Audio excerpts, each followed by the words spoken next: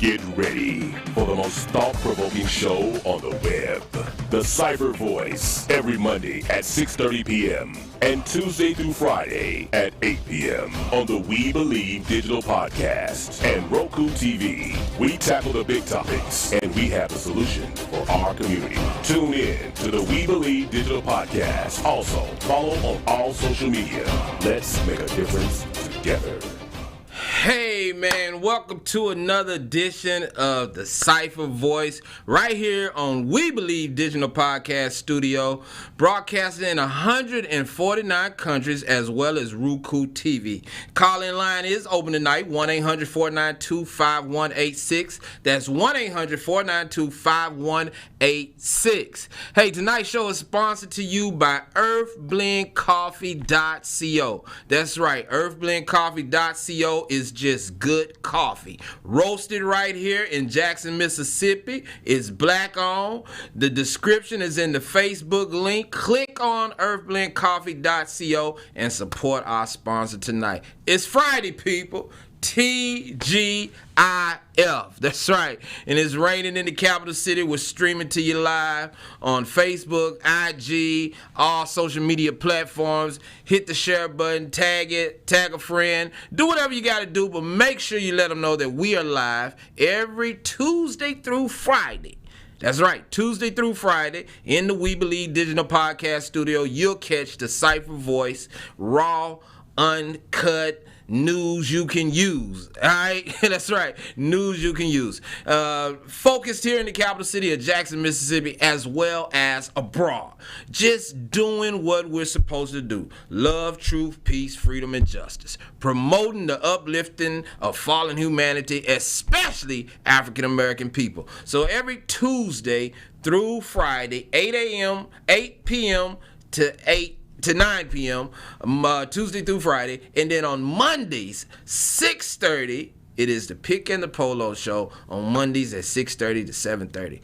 Just a total packed hour of good content. All right, and so hey man, it's been a busy week. All right, it's been a busy week in the capital city. I tell you, I mean, and today, just today, 3 more homicides. 3 more homicides in the capital city of Jackson, Mississippi. And when I tell you people, it ain't good. It ain't good. And this platform has been very vocal about gun violence among African American people.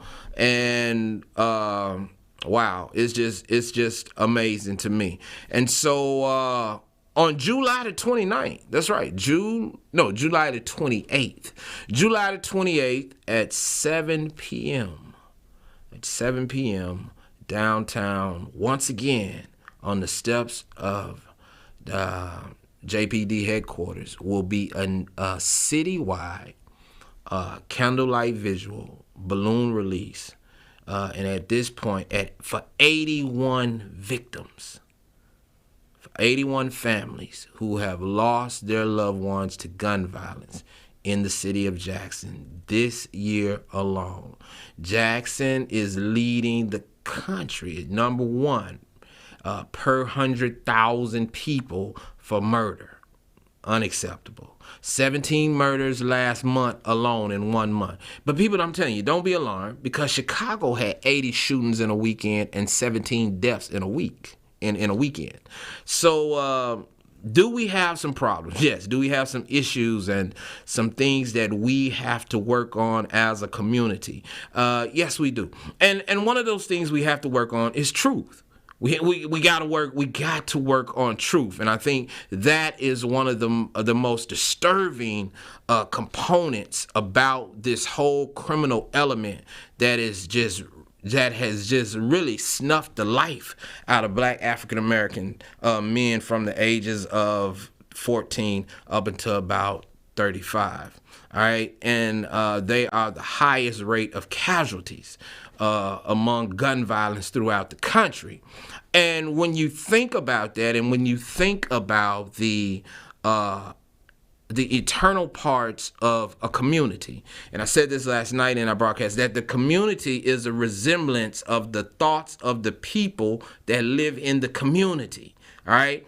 And so I don't care how you try to put it. I don't care how you try to dice it up, slice it up. When you currently look at the state of African American people, and you look at the onslaught of African American men at the hands of other African American men, there's truly an alarming sign that must that you must attest to, and that is that the most dangerous place for African American male to age 14 through 35 is in the presence of another African American man. The most deadliest place for African American male aged 14 to 35 is in the presence of another African American male. He stands a 7 in a 10% chance of being a victim of gun violence in the presence of someone that looks just like him. Someone that most likely is experiencing the same poverty woes as he's experienced. Someone who's probably have come from the same type of broken home where there is not a strong male figure just like him. So someone whose mother possibly has multiple kids by multiple men. I'm just stating the facts here, people. All right? And someone who probably psychologically, in some of his aggression, you also find that he has a composition to hate women due to the fact that he has been traumatized and victimized by the multiple men that have entered in and out of his mama's bedroom.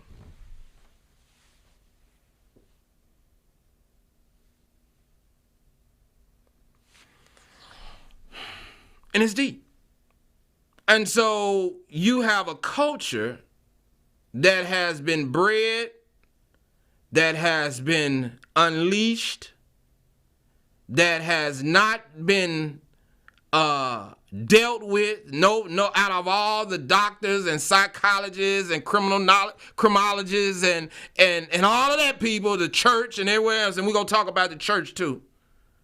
You have this whole conglomerate group of doctors, lawyers, lay people that don't get it. And this is why I have a problem with people trying to save people that don't understand the person that they're trying to save. I mean, like, if you never been hungry, it's hard for you to explain to me what it feels like. I don't care how good of a oratorial you are. I don't care how good of a speaker you are or any of that. If you've never experienced hunger, then it's literally impossible for your words to have any type of power, any type of ability to move me. Because your words are pretty much just words. Until you attach the experience with the words, they're mere words, people. Now, when you attach the experience with the words and the lesson that you learned from the experience with the words, now it becomes knowledge. All right? And now you convey that knowledge to somebody, and you can live in the knowledge, and then the knowledge develops into a wisdom. All right? And so, that's why I've always had a problem with, and I've been there, That's why I have a problem with preachers or pastors or anybody that try to convey a message that they've never lived. You just, that's just like, it's unreal to me. How do you do that? If you've never experienced it, then your words are mere words. All right? They're just mere words. And they pretty much hold no value. It's only until you have experienced what the person that you're trying to save is going through is when your words now have the power to transform and create in that person a desire. Because that's what's missing. is the desire. When you find people in the slumps, in the dumps, going down the road, not living life to their full potential, it's because their desire has ceased. Hello, somebody. All right? And in this African American community, you have a lot of that. And a lot of that has been bred into us. And what I mean by bred into, it has been bred into us by political affiliations. All right, and then what I mean by that, I mean the Democrat liberal plantation has literally taken the African American male and female and grouped them up and literally taken from them their ability to create. All right, to create their own destinies, their own lives, their own economic empowerment, and have made them dependent upon a system to do for them what they ought to be able to do for themselves. That is the greatest trick in the world, people. I'm telling you. Ringley Brother Bottom Bailey says a sucker is born every second. Can you imagine that? A sucker is born every second. So in this community, we have a whole lot of suckers. You have a whole lot of suckers. You have 81 homicides. That majority of them, I think, except for one, all African American people, all possibly correlated through circumstances. All right, and you have a silence. Watch this. In this African American community. All right, you have a silence. You got people say, oh well, we need to stop the gun violence. We do that, and then when the police come and set roadblocks, people talk about that. But literally, you have a silence, and what I mean by silence is you don't have anybody vying for or really on the battlefield, except this platform, to have real dialogue and to be total transparent and honest about the conditions and the social ills and woes that face this community. It's like people are running from the real discussions, the real talks, the real problems. All right? And as long as you have that, as long as you have that type of mindset, you'll never get the change that you're looking for in this city. It'll never come. It'll never matriculate or any of that. All right, and so it's crazy. All right, and it's crazy that we are currently experiencing what we're experiencing with this type of onslaught. So today, 3 more homicides in the capital city, all African American people, and it's terrible. I mean, I'm serious. It's like, when does it stop? And the only time it's gonna stop, and the only time it will be able to stop, is when African American people are willing to sit down at the table and have real hardcore discussions about parenting, about our livelihoods, about our communities, about our school systems, about our churches, about our doctors, our lawyers, our judges, our administrative assistants, our mayors, our council members, our supervisor members, until African American people work for the change that they are asking somebody else to bring them, there will be no change. All right? And that's just the way it is, people. It's just the way it is. So until we're willing to work towards the change that we want, there will be no change. All right. Tonight's show is brought to you by earthblendcoffee.co. It's black owned, roasted right here in Jackson, Mississippi. It's just great coffee. The link is in the Facebook description box. Click on the link and support our sponsor, earthblendcoffee.co. Have you had your Earth Blend coffee today? At Earth Blend Coffee, we take pride in offering you the very best of beans across the world, blended and roasted to perfection, giving you superior quality and satisfying and flavorful taste. Experience the world in one cup with Earth Blend Coffee. To order, visit earthblendcoffee.co now.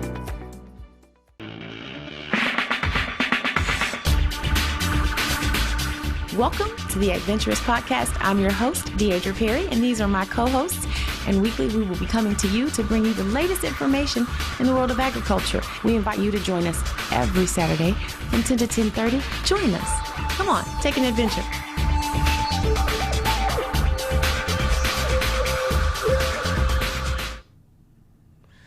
All right, man, you are back and you're locked into the most thought-provoking show on the web, live right here in the We Believe Digital Podcast Studio, broadcasting in 149 countries as well as on Roku TV. That's right, channel We Believe .global. So check us out over there, man. Make sure you share the page, hashtag accountability, and tag a friend.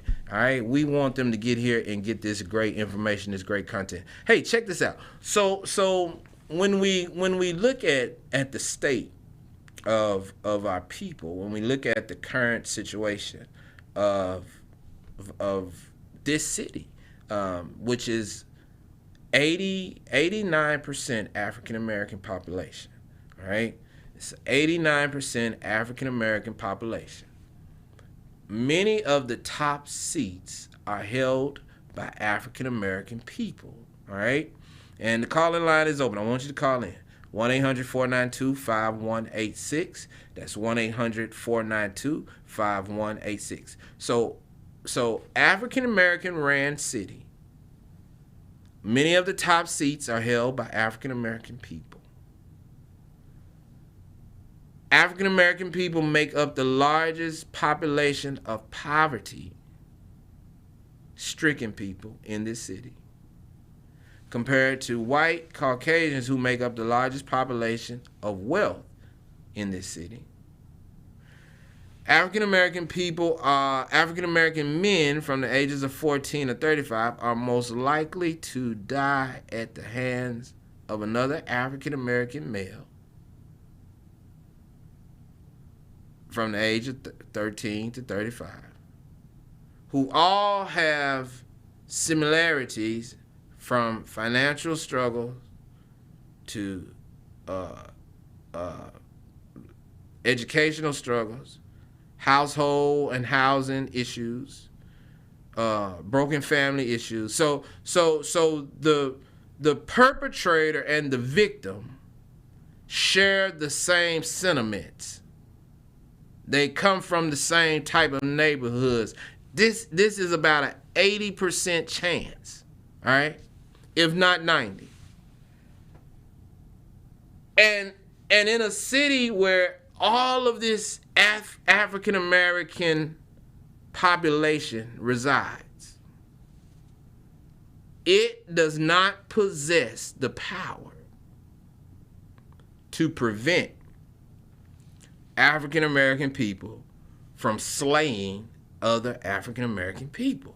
I don't know what it takes for this type of city to get it. I don't know if this audience is even knowledgeable enough to grasp the magnitude of what we're saying here.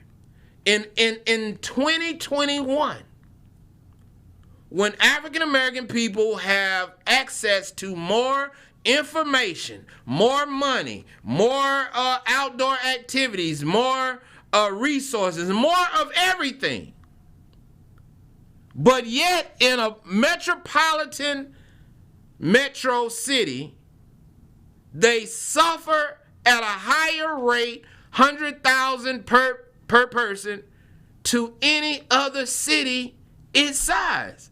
People, I don't know if you can grasp that tonight. I'm not sure if this listening audience can grasp what I'm saying tonight. And people, I don't know what makes you able to sit silently?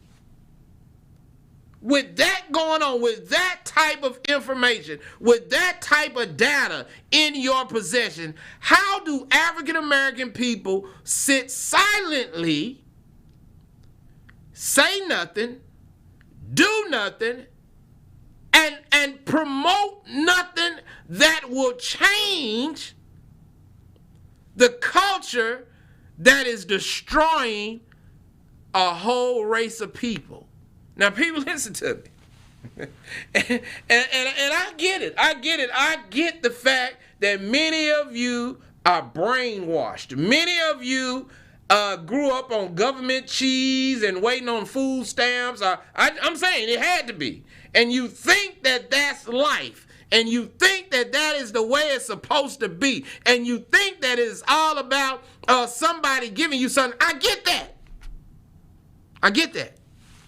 And I get the fact that you are wishing and hoping and praying that something changes.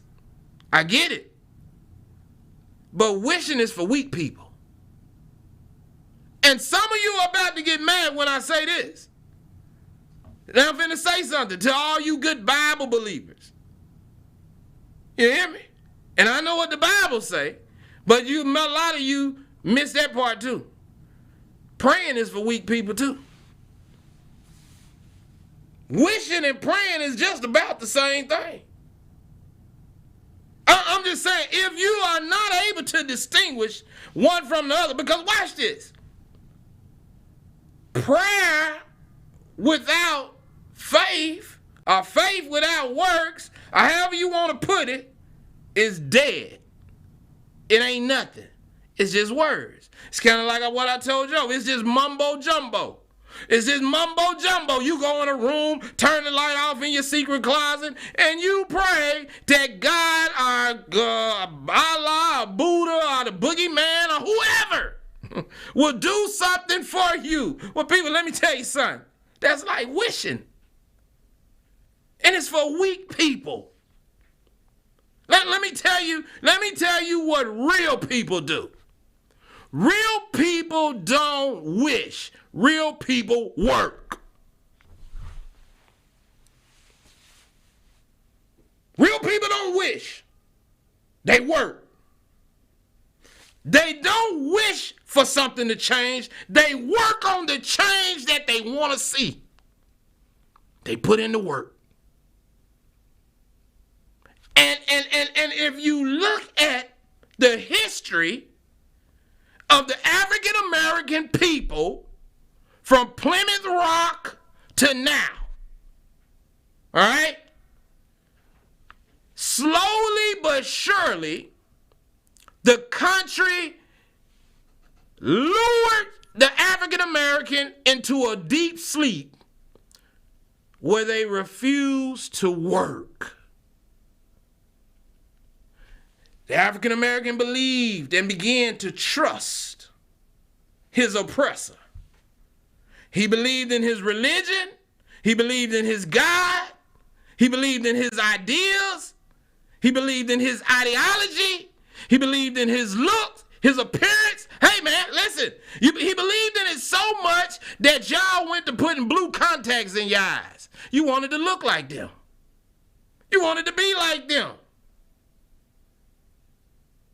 You went to getting blue contacts. We went to priming our hair. We went to processing. We became unhappy with work, and we became unhappy with our identity.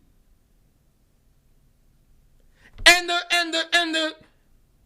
the oppressor, in his craftiness, he knew the long-standing effects of taking work out of the African American race. Because he knew if they kept working towards something. See, it goes back to the story in the Bible. When the people began to build the great Tower of Babel or whatever, and God said, listen, if I don't stop these fools, they'll build a tower all the way up here to the heaven. See, work is the death of good. Because some of you people just want to be good enough. But a person that works, after they continue to work on something, they become better at it. And as you become better, you can live your best life. But we have been brainwashed to believe that you just wish, you just pray, you just go to church and beg God, and a genie in a bottle go come and drop off change at your doorstep. Crime go stop, people go stop killing, senators and representatives and council members go stop being corrupt if we just keep praying. It ain't gonna happen. It ain't gonna happen. It ain't gonna happen. You got to put in some work. You gotta put in some work. You want your school system to change? You gotta show up at PTA meetings. You gotta put in some work. You want council to change and do what they supposed to do? Watch this. There are statutes on the book that says that there should be no grass growing across the sidewalks in Jackson, Mississippi. That's a statute. That's an ordinance that the city has adopted. All right? It should be enforced. All right? It says that there can be no buildings vacant or standing properties that are dilapidated and have overgrowth on them in a period of X amount of days. Else the city go fine you, or then the city will tear it down. All right? That's on the books. That's a code. It should be being enforced. All right? But because the community has been brainwashed to think that the government that they have elected, city government, is going to do for them what they are supposed to do themselves, which is put in the work, then the city looks just like the thoughts of the people. All right? And so the city is a resemblance of the thoughts of the people. And so don't nobody want to put in no work. Council ain't going to work because you, the people, are not demanding them to do the work. So council sits around and has filibuster meetings and lie and give people streets and resolutions and all that, and never do the work of the people because the people never demand any work. And so it's a vicious cycle. It's a vicious cycle. And so now you have African American people that make up 5 wards in this city. Predominantly 5 wards in this city that see the most crime, that see the most plighted properties, that have the lowest number of children in school. These 5 wards are all ran by 5 black council members. All right? And the 2 wards that are ran by white council members see potential growth or constant growth. They have a higher tax bracket, tax base, and bracket. They live a different quality of life, all right? Because the people in those wards understand the work that must be put in. They make their council member go to work. Watch this now. And their council member goes to work among 5 other black council members that at least where 4 of them must vote in favor of the white people that are putting in the work in their ward, for their ward, to get whatever they need. So watch this. So your 5 council members, 4 of them have to vote along with a conservative white council member so that the white council member that is getting things done in his or her ward, but then your 5 black council members can't get nothing done in their ward. Y'all don't get no representation for the ward you stay in because your council member is not demanding, he's not being demanded to do any work. Do y'all not get this? And black people have long lived in the apathy arena of politics. They have failed to understand how government works. And they have looked to government to do for them what they should be doing for themselves. What an ugly picture. Shame on black America. Shame on the pastors, the preachers, the teachers, the lay people. Shame on us for not wanting to work. You're listening to the Cipher Voice live right here on the We Believe Digital Podcast Studio. Tonight's show is brought to you by earthblendcoffee.co. It's just good coffee. Roasted right here in Jackson, Mississippi. It's black owned. The description is in the Facebook link. Click on earthblendcoffee.co and support earthblendcoffee.co. Have you had your Earthblend coffee today? At Earthblend Coffee, we take pride in offering you the very best of beans across the world, blended and roasted to perfection, giving you superior quality and satisfying and flavorful taste. Experience the world in one cup with Earthblend Coffee. To order, visit earthblendcoffee.co now. Socrates Garrett Live every Friday at 6:30 p.m. on WeBelieveDigital.com. Socrates talks politics, finances, and social issues that affect the black community and so much more. Phenomenal guests and engaging conversation. Straight talk, no nonsense topics that are informative, educational, and inspiring. Socrates goes live with church leaders, politicians, business owners, and others. The time is now. Talking to you about us. Socrates Garrett Live every Friday at 6:30 p.m. on WeBelieveDigital.com. Hey, welcome back, man. Welcome back. So we're just really just breaking it down tonight. The calling line is open, 1-800-492-5186. That's 1-800-492-5186. If you're watching us on Facebook, please tag a friend and hit the share button. Make sure that you let everybody know this is the place to just get real good news. You can use real good content. All right. So about 10% of the entire African male population in the United States, aged 25 to 29, was incarcerated last year. By far, the largest racial or ethnic group by comparison, 2.4% of Hispanic men and 1.2% of white men in that same age group were incarcerated. Wow.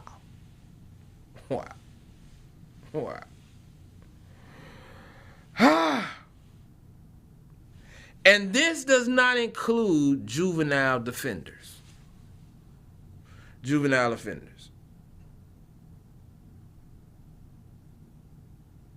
I'm just saying. I mean, we got issues, man. We got real live issues. I mean, like, and I'm hearing that, you know, and people, let me say this. I'm not one to get upset about a person plagiarizing or taking a story that we already have out. I don't care nothing about that. What I care about is this. Don't run a story for likes. Don't run a story or a campaign because the camera is rolling. If you're not going to stand for the cause, don't draw attention to it and then leave the fight. And that's what we have. We're bad about that in this African American community. You know, I'm thinking now about this whole prison reform stuff. When the riots were going on in Parchman, man, you mean everybody was down here in Jackson. Everybody, all the cameras were rolling, the activists were out, the rappers came to town, the dog and pony show rolled into town.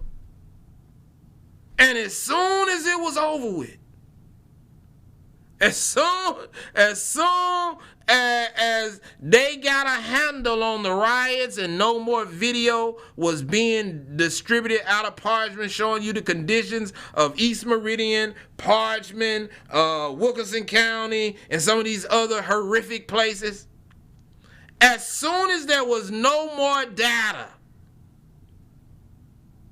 the activists ceased.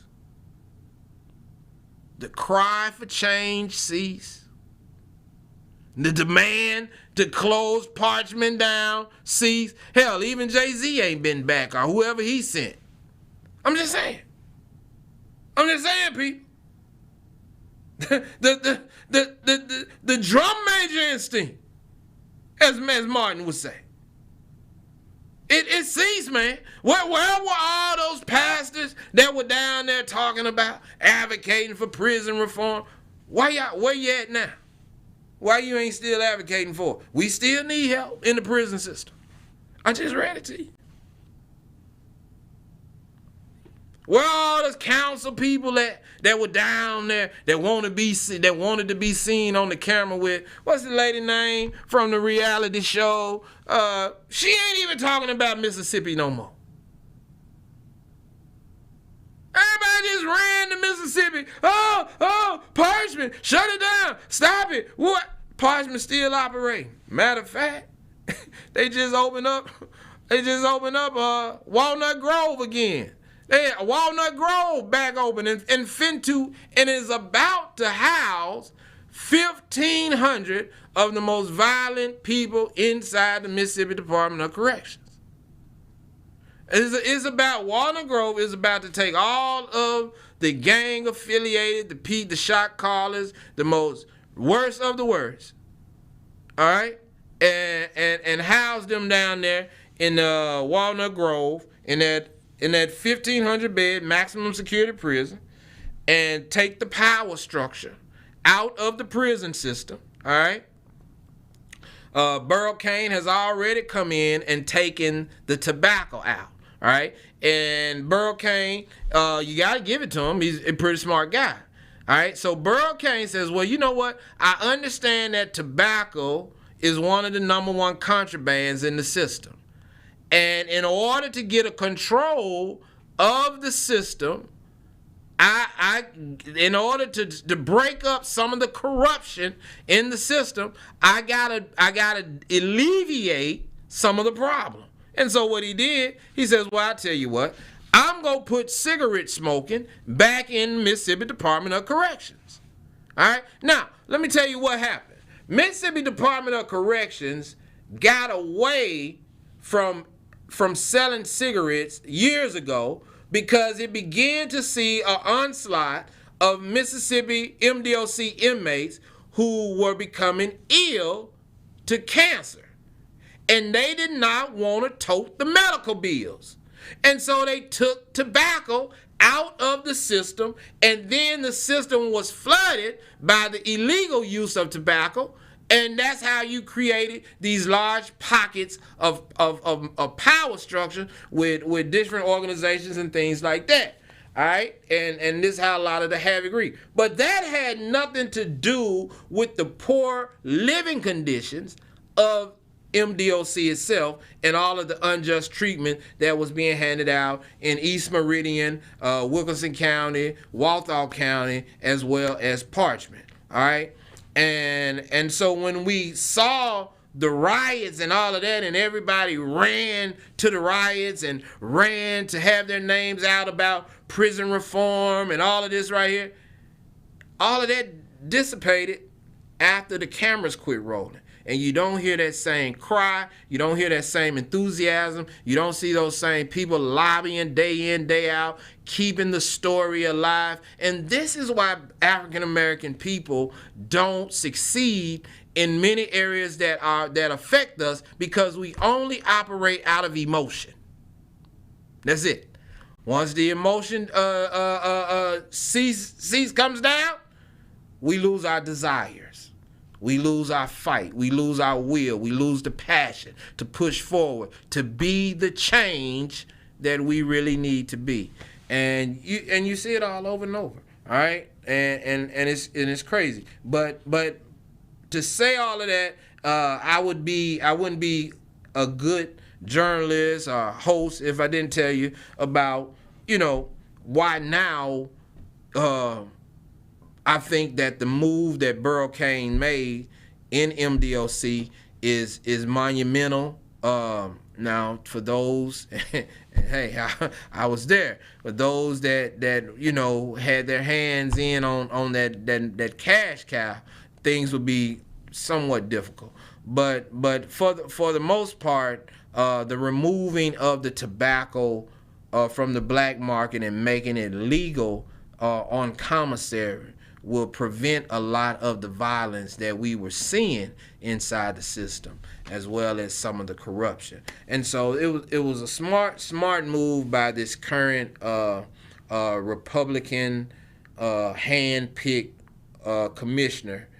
And Burl Cain comes with a hell of a track record.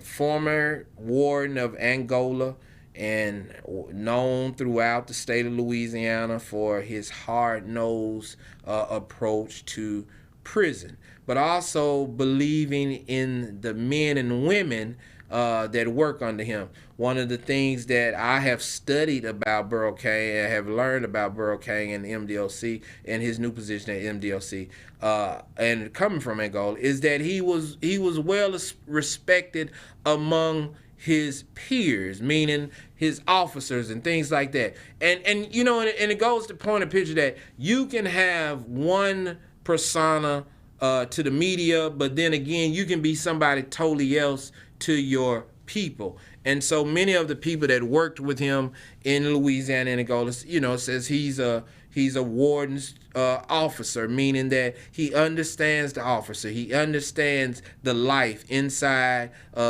prison. And I think that's important when you talk about having a commissioner or anybody dealing with an inmate. And that's why, and I said all that to say this about you had Hinds County that recently talked about a reentry program, but you don't see them doing anything. You don't see them producing not one inmate, not one job, not one resource, not one nothing dealing with inmates. All right? And the law was just passed on July the 1st. And so on top of what we're already dealing with, and I said this in a previous podcast, on top of what we're already dealing with the most dangerous place to be for an African-American male is in the presence of another African-American male.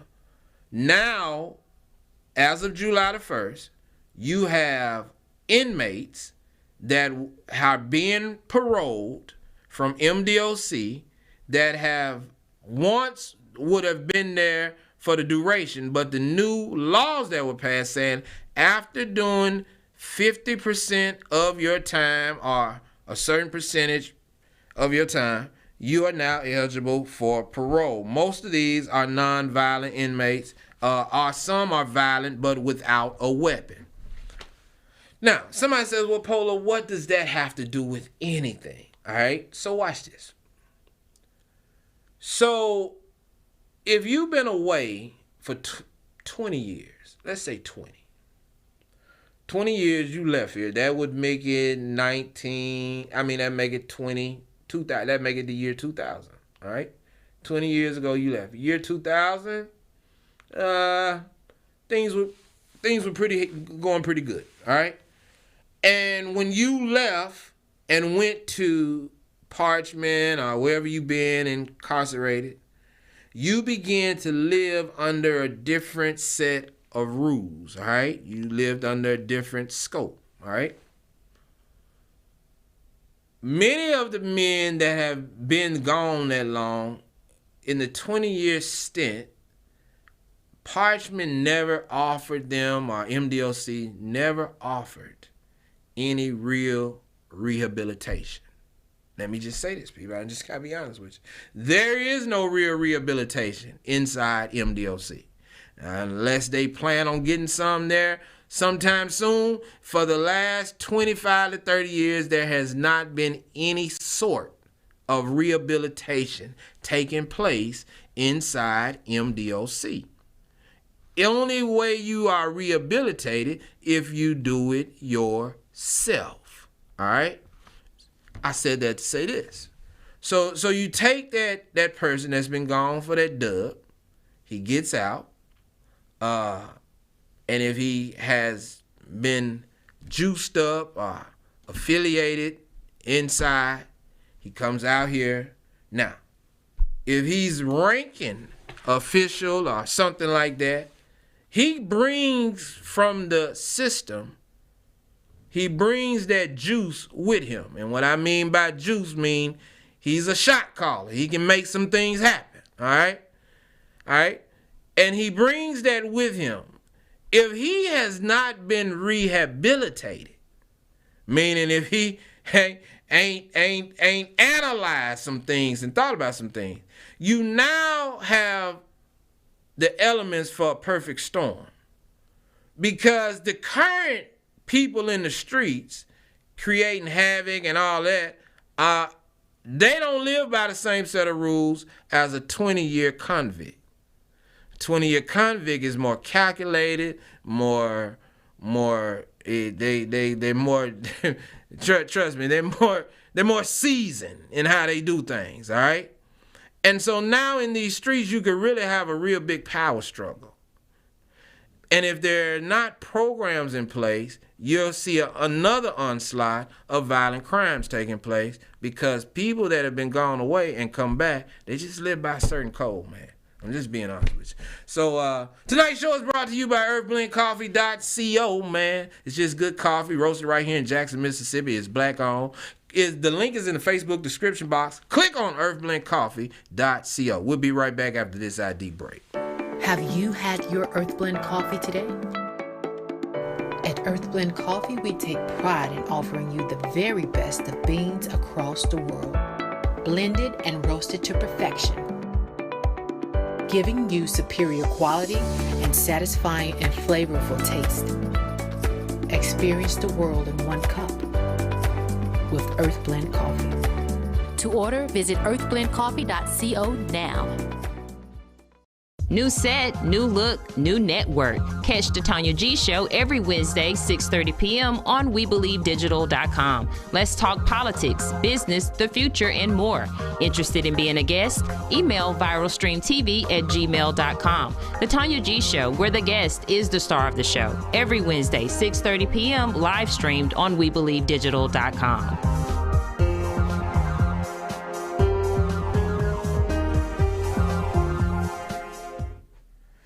Hey, all right, man. So we're back to our last segment, man, of the night. Whew. Oh, my God. People, I know everybody last night. I've had so many people hitting me up today, and they were talking about last night's last segment, the T. You know, we dropped a little T last night on Supervisor Archie and the 3-2 regime that has been broken up by Creedell Calhoun. He has literally put Supervisor Archie on ice. Well, people, I'm telling you, it's heating up, and we look forward to it. Monday is gonna be amazing. But before I get into that, I want to say something that was brought up earlier today. Somebody said, "Well, what is the church going to do about crime? What is the church going to do about crime?" And me and Pastor Pig have formed a very very positive working relationship. I'm proud to say that Pastor Piggott is a stand-up dude, far as with me. I don't know about nobody else. He ain't done nothing to cross me, and I can't see him doing anything that would. All right, and so it means that you talking about a long-standing relationship. But we've had in our time together, we've had some very interesting conversations, and as well as with the mayor, I've had very interesting conversations with him in the last couple of weeks, getting these guys' ideas and their motives and the means of how we plan to work together to move this city forward in different manners. And one of the things that Pastor Pickett and I have always agreed on, and as much as y'all go learn about us, we don't agree on a lot. What we do agree on is what we need to do to move the city forward. All right. And that's the beautiful part about this relationship, because we're learning that even though we might not agree on some very key issues, we still agree that it is greater for us to work together than to work against each other. And so that's the beautiful part of this relationship with the three of us. And we're seeing the benefits of that already. But one of the things that we both have agreed on is this. I have said this. It's not the police job to raise your children. It's not the church's job to raise your children. It's not the teacher's job to raise your children. It's not the person around the corner's job to raise your children. Now, let me tell you why I say that. And I know I believe the whole village aspect. But the first person that a child must learn to respect, and the first person that the child must identify with as the authorial figure in their life is their parent. Is the parent. Listen. None of us, if you are on this live tonight and you have children, all of us are guilty. Listen to me.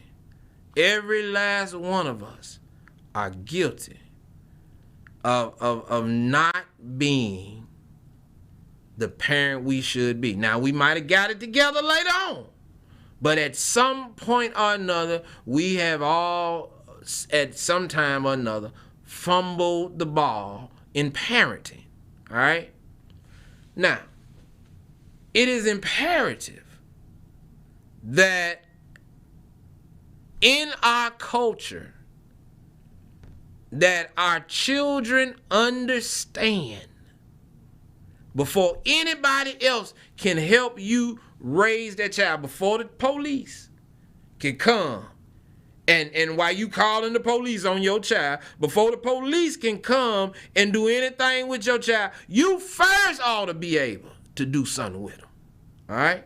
And I get it. I get what y'all saying. This is a paradox right here, okay? Because it's the end of one thing and the beginning of something else. So before you pick the phone up because your child won't clean the room up, or he being disrespectful, or she being disrespectful, and you calling the police to come do something with this disrespectful child. Now, if your child out there committing crimes and you know something about him, hey, call the police. I'm with you, all right? But don't expect the police to come to your house and raise your disrespectful child that's sitting there talking back to you and handling you, or you want the child out and y'all back and forth, and child that's not the police's job. That's not the pastor's job. That's not the church's job. That's not the neighbor's job. That's your job, mama. That's your job, daddy. And the reason you can't do the work, it becomes somewhere down the line in parenting. Watch this. So somewhere down the line in parenting, long before that child spoke disrespectful words out of their mouth to you, the child saw you in a disrespectful way. Just being honest with you. See, children don't grow up and become disrespectful just overnight. Somewhere along the way in parenting, the children saw something, heard something. They picked up on something, some lie that you live in. And that's why the child became disrespectful. The child, see, a lot of y'all, I told y'all, we gonna get to, see, we always gotta have solutions at the end of these shows. And the way I present my solutions are different than others. But this is the solution because a lot of you will never address this. You will never ante up to the fact that man or woman, whatever you are, that you know what, has my child ever been disrespectful? Well, you know what? Well, yep. You know why? Because they learned it from you. People say, well, my child ain't got no business talking to me like that. Well, somewhere the child heard you talk to somebody else like that. Somewhere the child saw you in a relationship where you should have been loyal, either to somebody they were listening to you talk on the phone, they knew you was lying about something, or wasn't being 100, and then you want the child to be something that you ain't. And children, that's how they become disrespectful.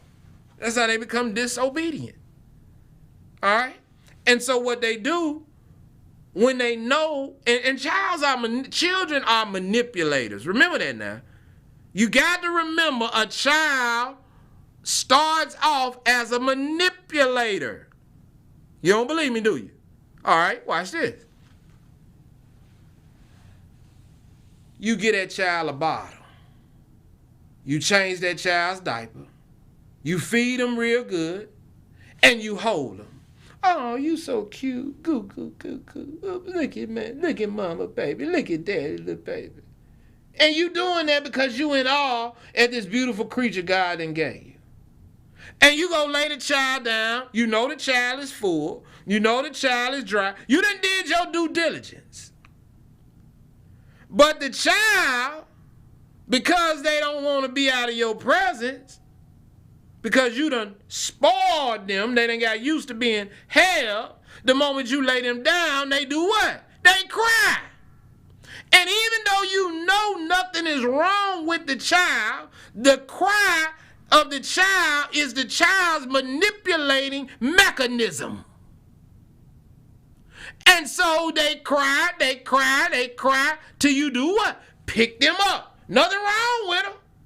Nothing more than want to be held.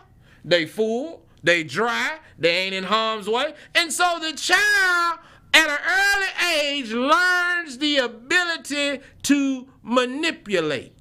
All of us have it.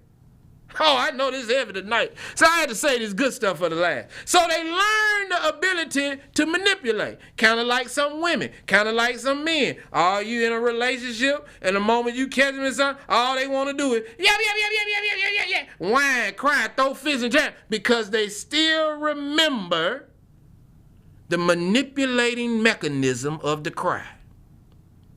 And so children grow up understanding that, you know what, I can manipulate my mama. I can manipulate my dad. I've been doing this since what? Birth. And so children learn different aspects about us. And so when they grow up later on and they in a situation and you like, well, I wonder why that child's so disrespectful to their parent. I wonder why that child talk back to their mama like that. Watch this. Because as they grew and they kept turning the manipulating mechanism on, nobody never checked them and told them that, hey, you know, at 2 or 3 or 4, you got to turn that mechanism off. It don't work no more. But the child, watch this, is just as crap. It knew that crying wouldn't work, so it started throwing tantrums. It knew that, okay, well, when I couldn't, at the toddler age, when I couldn't no longer throw tantrums, I started being silent, staying in my room in my teen years. You didn't like the way something go, so you just go in the room, close the door. Your mom don't come in, what's wrong with you, Johnny? Baby, what's wrong? Why you acting like that? What's wrong? Still manipulating. Learning the art of manipulation. And so as life goes on, the child continues to learn how to manipulate. And some of these children grow up to be adults. Hello, somebody. Hello, somebody. So you might need to go look in your room tonight that husband or wife that you have there could possibly still be the little child that learned how to manipulate the manipulating mechanism and now is just an adult. And everything that they have learned and matriculated through, they learned from some other adult. If we're ever going to reestablish our homes, our communities, our schools, our livelihoods, all of us at some time or another must turn off the manipulating mechanism. Listen, man, tonight's show has been brought to you by earthblendcoffee.co. It's just good coffee, roasted right here in Jackson, Mississippi. The link is in the Facebook description box. Click on the link. Support our sponsor, earthblendcoffee.co. Remember, you can catch us here every night, Tuesday night through Friday night, 8 p.m. to 9 p.m. and then on Monday from 6:30 to 7:30, live from the We Believe Digital Podcast Studio. Hey, man, we will see you back here Monday at 6:30 p.m. with the Pick and Polo Show. Until then, love, truth, peace, freedom, and justice. Stones running. You've just tuned in to the most thought-provoking show on the web and radio. You're tuned in to the Cipher Voice.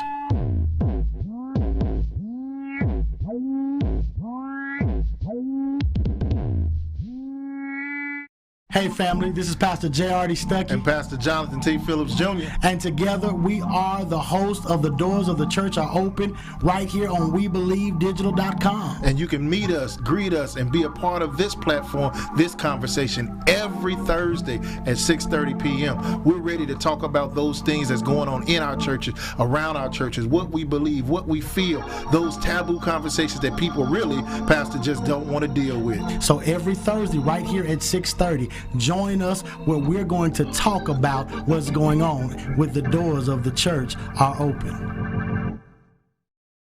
Have you had your Earthblend coffee today?